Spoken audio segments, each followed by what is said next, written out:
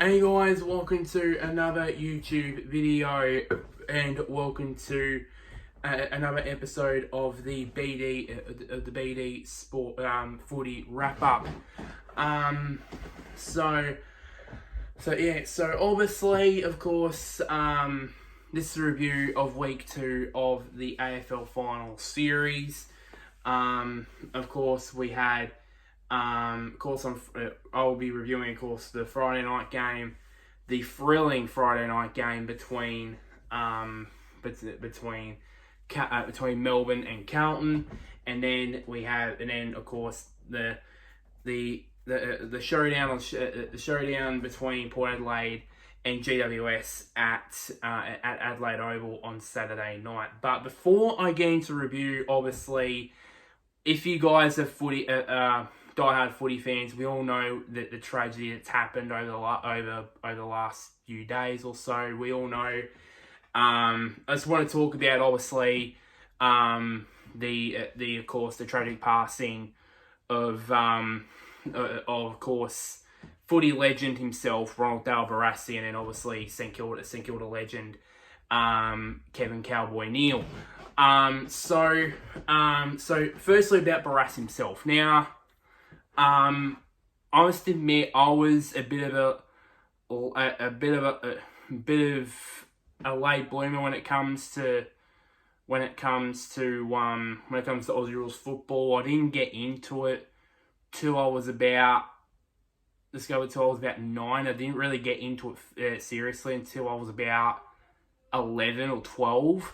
But over the years, of course, I have. If everybody knows me, of course, I've been very close with me pop, obviously, and he's been telling some stories about Ron Barrassi and that, and slowly I have heard many stories about Barras. He was the pioneer for how modern Aussie rules football has been played. Remember back to the 1970 grand final, where he urged his Carlton players to handball for their absolute lives when they were like 7 goals down at half time, and it ended up winning the game by 10 points in one of the great grand finals. Since then, it's that style has been adopted fully by pretty much every team around the country. Doesn't matter if it's AFL football, reserves football, even country footy, even at some point women's footy as well. So and he's the pioneer of that. So all needs to go out to Barras as well. And also some funny stories that come out in terms of Ron Barrassi. Obviously, a couple of stories that came out of his stint at Melbourne as coach from 81 to 84, I believe. No, 85. Sorry, from 81 to 85. It was that 4-year plan. So the stories about it was he was known for being fired up in the coach's box. He was known for that, and also during the breaks he would get in the face. He was one of those coaches that didn't give a stuff if he got in the face of some of his players. If he didn't play well, obviously, he wasn't afraid of that, of doing that. So the first one was funny, where I think it was one of the games, I believe, in 81, I believe. And he was not happy about one of these players, and I can't remember who specifically it was. He came out with his classic line of saying, how many possessions you've got? That's the answer to everything. Possessions. You give me possessions and I'll shut up. Which is, every time I see it, it's just hilarious. Speaking of hilarious, another funny one was when he was in Sydney. I don't know if it was when Sydney. It was back when Sydney first started the competition, or towards the end of the time in South Melbourne and all that. But I remember this was at the SCG, and he was not happy again with how his team was playing, and of course you have to phone in the coach's box, and he grabbed that and he said hello.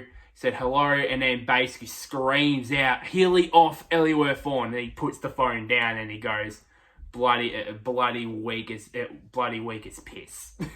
I was dreading on saying that, but that's what he said. Weak as piss. That's what he said.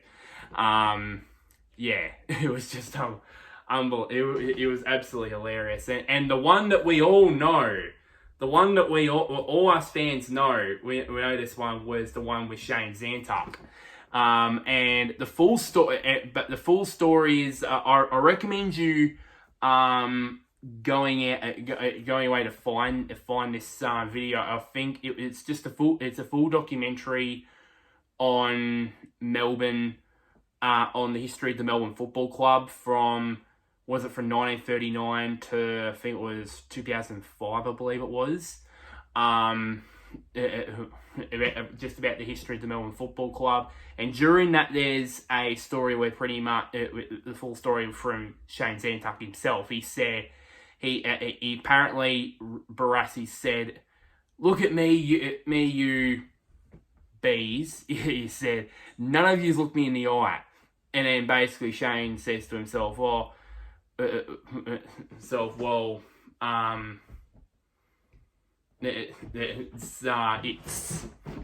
trying to remember what he said, but it said something on the lines of, no,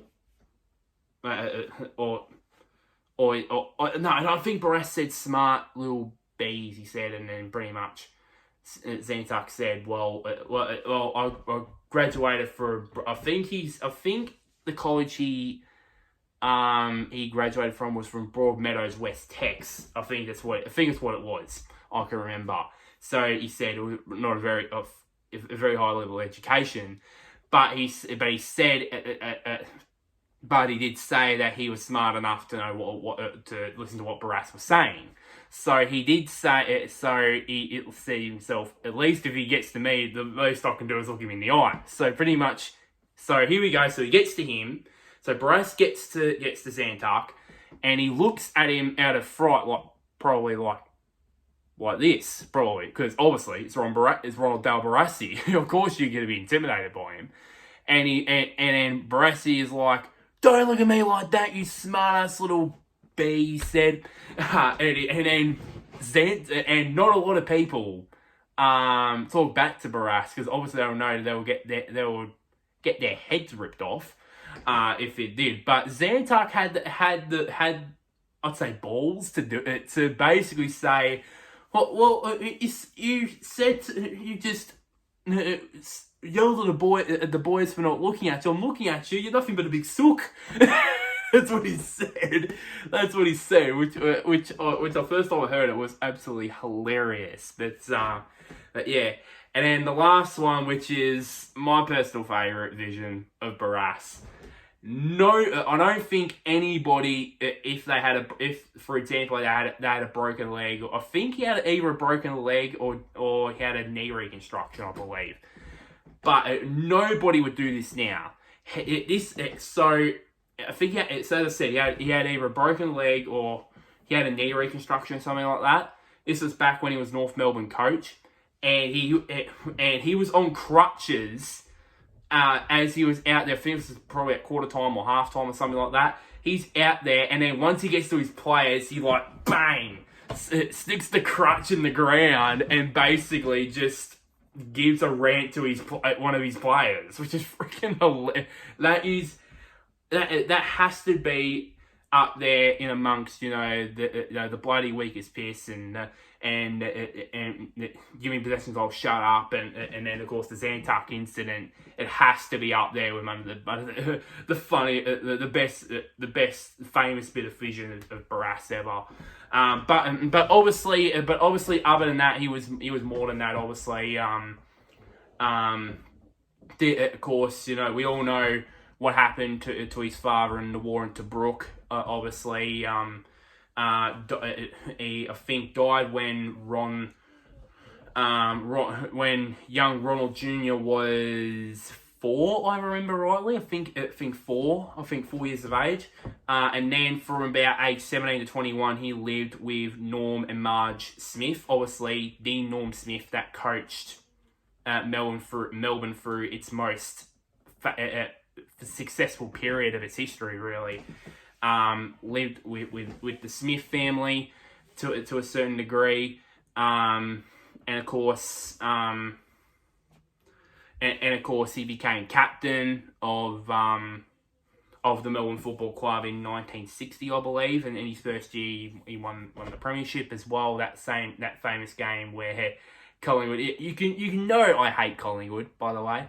If you guys haven't watched me before, you know I hate Collingwood. It's the same game that Collingwood kicked a lowly score of 2 goals to, which is still a grand final record, by the way. But yeah, and then obviously led the side again in 1964 to a premiership, and then afterwards probably the most high profile exit switch in the game's history, him going from Melbourne to Carlton. So yeah, and then and then obviously he retired as a player, became coach, and obviously led Carlton to their first premierships since in 21 years. I think 1947 was the last premiership before 1968. He won that, and then obviously I've already said on 1970. We don't need to get into that. And then obviously left to have a break off football at the end of 1971. And then in 1973 he went to North Melbourne, second season over there. Made it through the grand final, unfortunately. Got beaten by the powerhouse that was Richmond back in the day, and then a year later won their first premiership. They were the only side that entered the VFL back in the early 1920s to have not won a premiership, and then they did, and then they followed up with a second flag in 1977.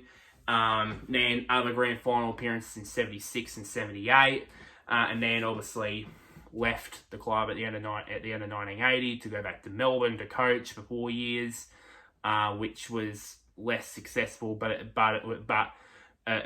he really did plant the seeds for the club to grow from of course the mediocrity from the late 60s after Norm Smith got sacked in 65, through to probably the 70s and then the early 80s. It was really at the lowest point. So they went from the highest point from winning all those premierships of Norm Smith to pretty much the low points pretty much of, as I said, the late 70s, the late 60s, 70s, and of course to the early 80s as well. But he was the stepping stone in base. He planted those seeds for the club to basically grow and basically get them back into contention for finals again, which they did under John Norby in 1987. You can probably put that down to Barrassi's time at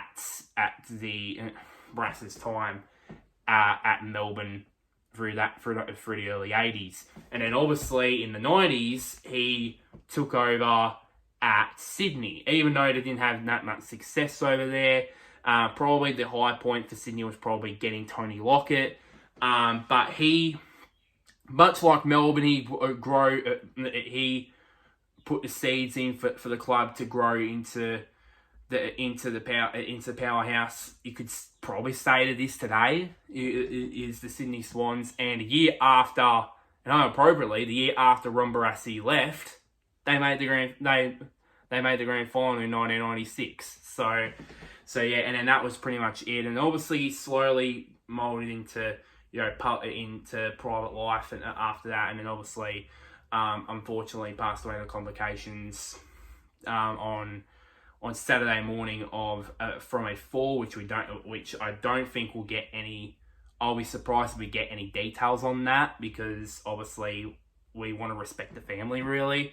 And then it was announced that there's going to be a public service for Ron Barrassi, which is obvious, which is well deserved. And then there's been talk, should the AFL rename the Premiership Cup after Ron Barrassi. I bloody hope they do, because because he's probably the most successful person in the VFL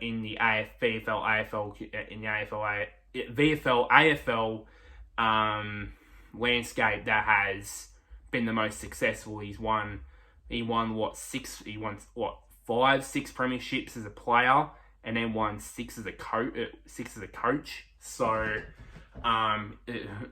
he's been probably the most successful who has been a combined player and coach, and it's only appropriate, really, that that the Premiership Cup is named after Ron Barrassi. Obviously, and then obviously, which I didn't realize, I didn't know that Ron Barrassi had passed until after, because I watched the Warriors Knights game, and soon after that appeared, the news came on, and I saw Ron Barrassi had passed away, and I was shocked. I was shocked and like, whoa, that's very sudden. I didn't know that he had a fall before that, so that's how private it was. So yeah, but he was a great man not only for footy, not only for sport, but also for Australia as well. And may Ronald Dale Barrassi rest in peace. Up there as well. Now on the Cowboy Neale. Not much about him, obviously. St Kilda great. Played in one of a few surviving at the time, until he died on the weekend. One of the sole survivors of the only premiership team that St Kilda's ever had in 1966. He played his role in that. He also played in the grand final in 1971 that St Kilda lost to against Hawthorn. But he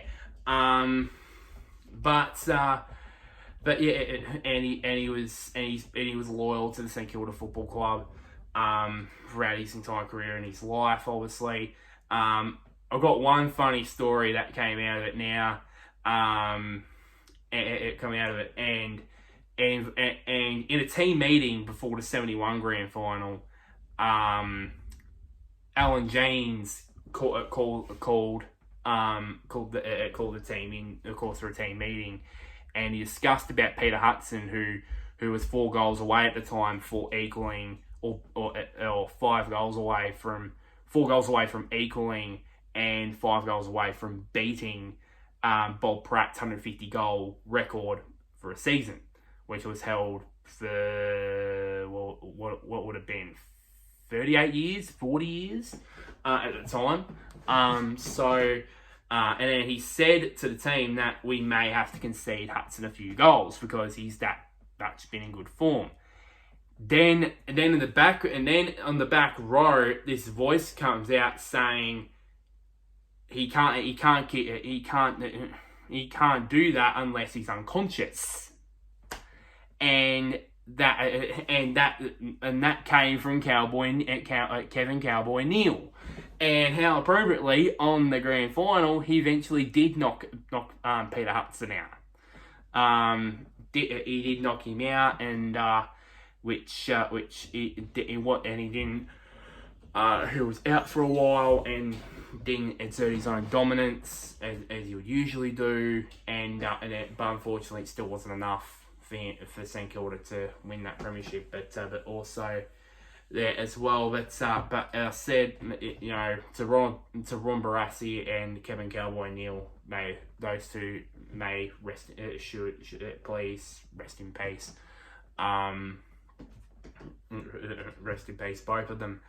Now let's get into the actual.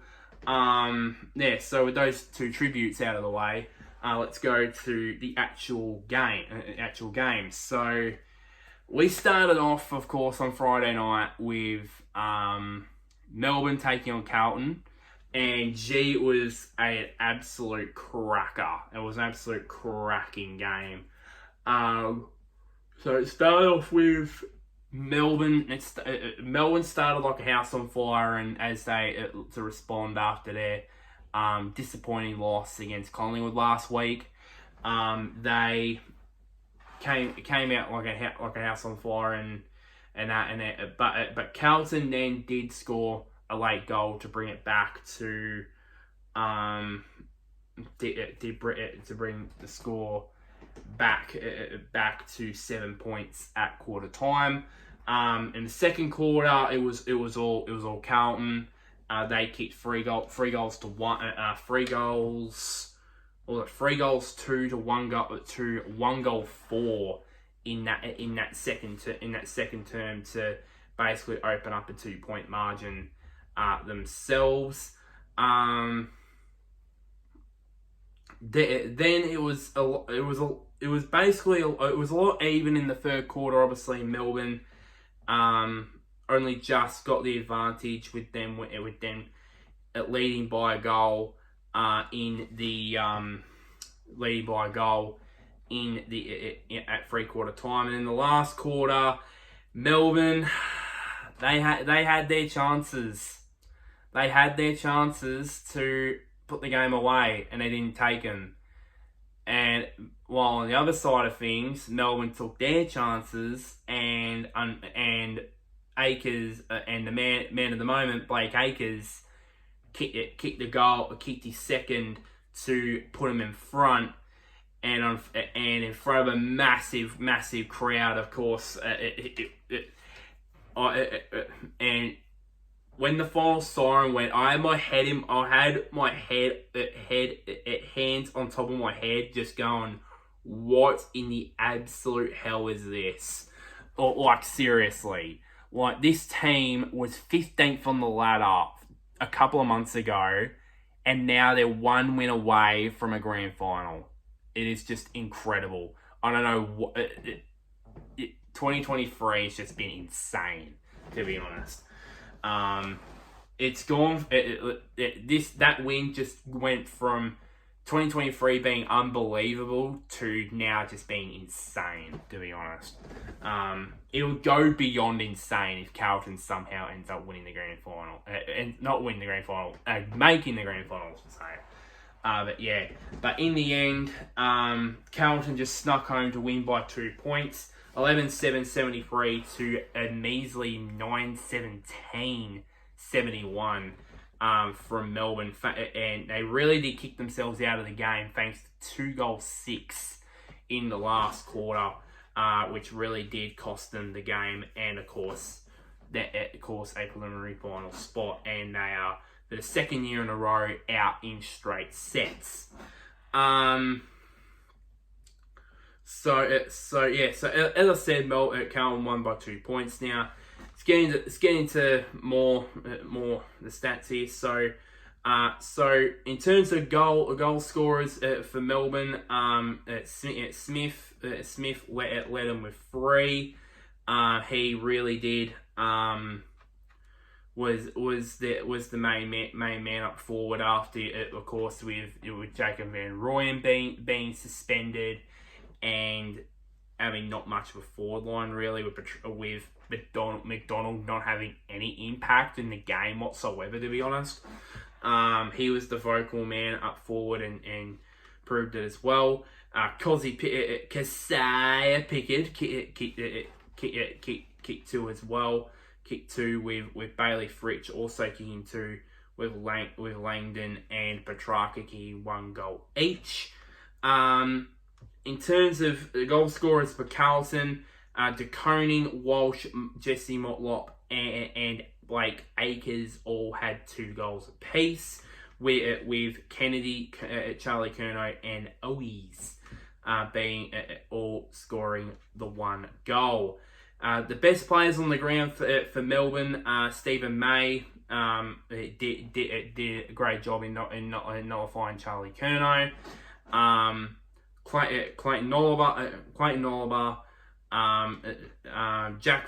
Jack Viney, Smith, and Christian Petrarca were the best for the Ds. For the Blues, not surprisingly, Sam Walsh in back-to-back games, he was BOG for Carlton. Then it was Cripps. Then it was Patrick Cripps, Nick Newman, Tom De Koning, Jacob Wiedering, and Adam Sard. The leading disposal getters on the ground for Melbourne was Jack Viney with 31 touches, Clayton Noliver with 27, Hunter with 25, Petrarca with 22, and Christian Salem with 22. For Carlton, not surprisingly, Sam Walsh led them with 34 touches.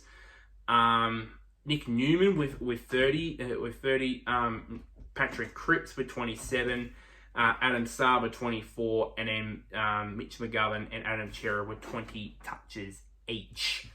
In terms of injuries, a couple of injuries to report out of this game for Carlton. Patrick Cripps, he had blood coming from his nose, which that was a result of the Cosy Pickett bump, which was a bit borderline, to be honest. It was a bit borderline. It looked to me as though it was more shoulder-to-shoulder contact, but Cripper's head went like that to his shoulder, and that's probably how Cosy got in trouble for it. But if you look on the other side of things, he did elect to bump. And nowadays, if you elect to bump, you're in massive trouble. And you make contact, you're in massive trouble. So yeah. So I'm more both sides on this one, more than what the Maynard Brayshaw incident did. But yeah. And then later on in the game, Sam Doherty injured his shoulder. And we'll find out. We'll find out during this week as it goes on, that if he will play in the prelim against Brisbane. I said no injuries to report out of the game for Melbourne. The subs, surprisingly, Josh Shackey wasn't used. Surprisingly enough, they were probably looking for the right time to activate him, but they never did. To be honest, and then in terms of Carlton, of course, Ollie Hollins replaced David Cunningham in the last quarter, and he had a big impact as well in that last quarter as well. So yeah. And back on the Melbourne sub thing, it's a bit of a shame that Hibberd didn't get selected as the sub. Because he would have gotten a run in potentially his last game. Unfortunately, had to retire in that way. But obviously, as I said in my preview, he a good servant for the Essendon Football Club and the Melbourne Football Club. So wish him luck for his post-retirement. The game, by the way, was played in front of 96,412 at the MCG. And not surprisingly, after the siren, the Carlton fans went absolutely bonkers. Now, as all footy fans go, I follow Dan Gorringe. He is absolutely hilarious. Why would you not follow this guy? He is hilarious, absolutely hilarious. And his reaction after the final siren, when at that game on Friday night, was priceless on his Instagram. It was priceless. if he was like that on Friday night, just imagine if Carlton go over the line against Brisbane in the prelim this weekend. He would absolutely might be on the verge of bawling his eyes out. That's probably how much he'll go. But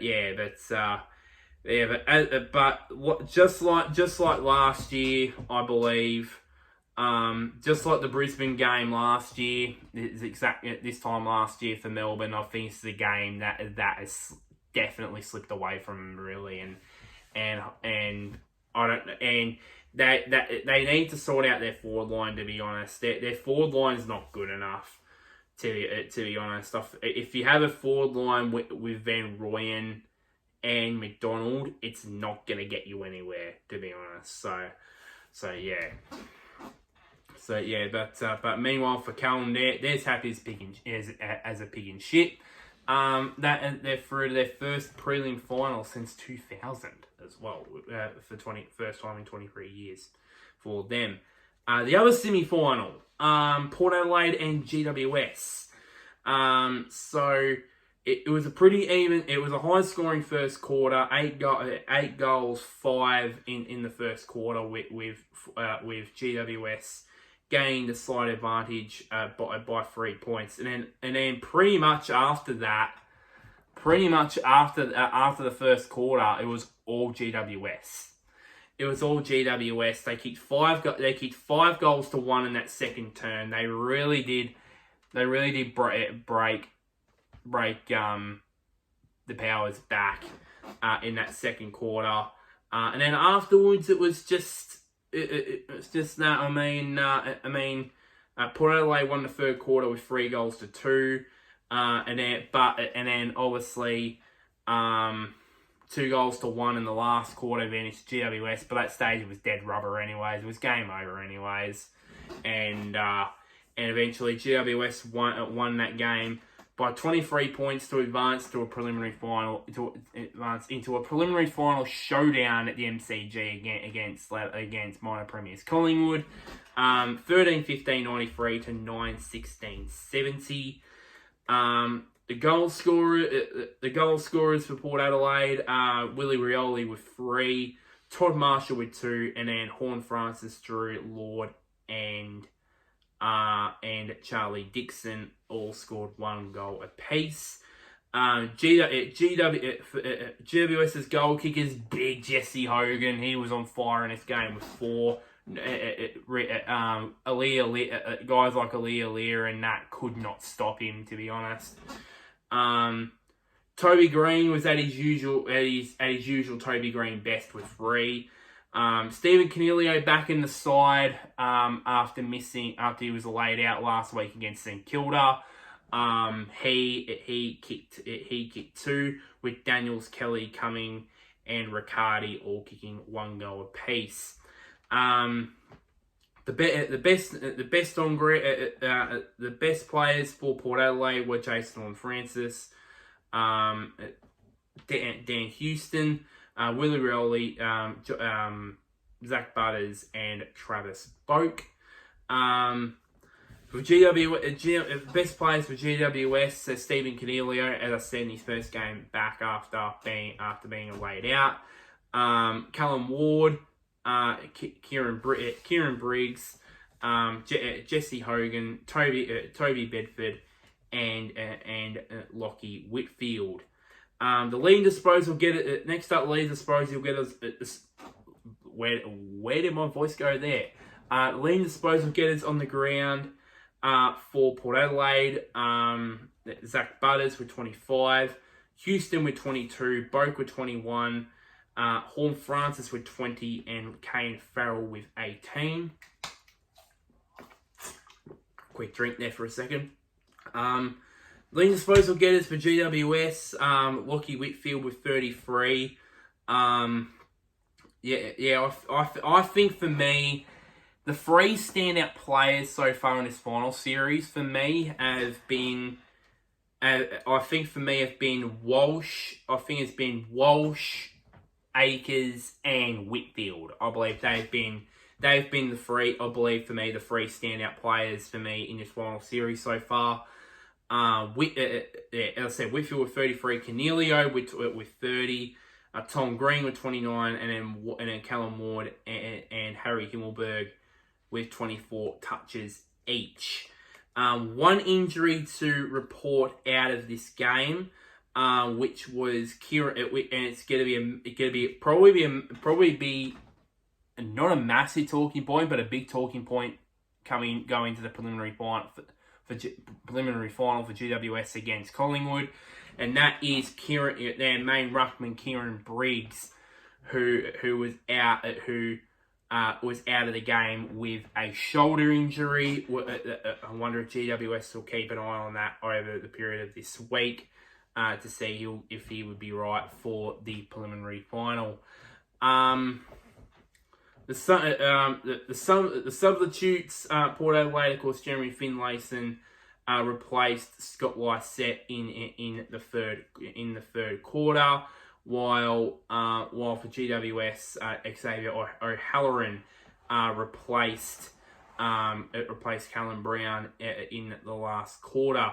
The game been played in front of 45,520 people at the Adelaide Oval. Most likely, most of the 45,000 people there were basically Port Adelaide supporters who left the ground a bit upset, really, about what happened. So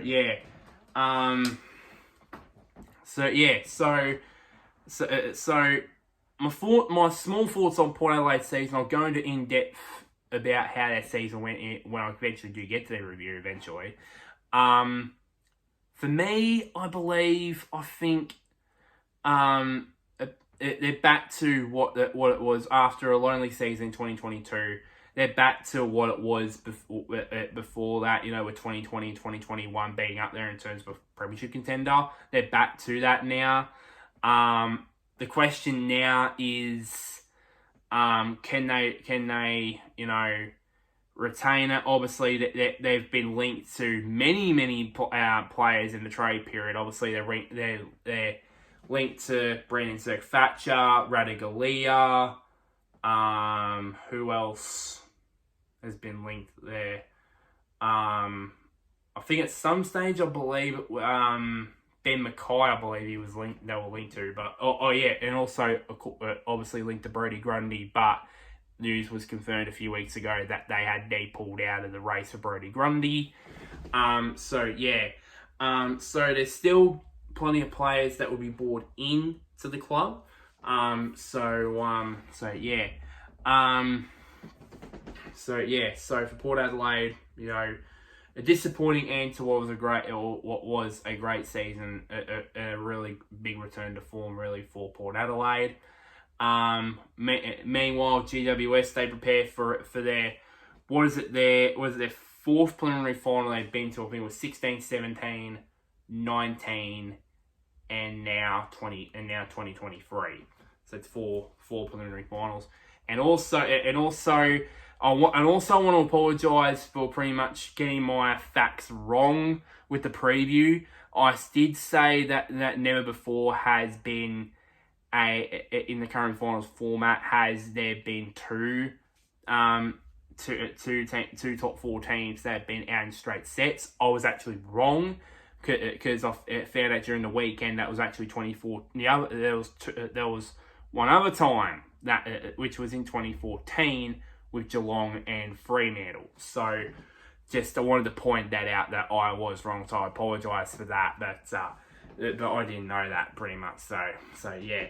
Probably should have fought harder before I did say that fact out loud, to be honest. But yeah, both made up for it now. So yeah. So that is just about it, really, for this video. So can't wait for these two preliminary finals.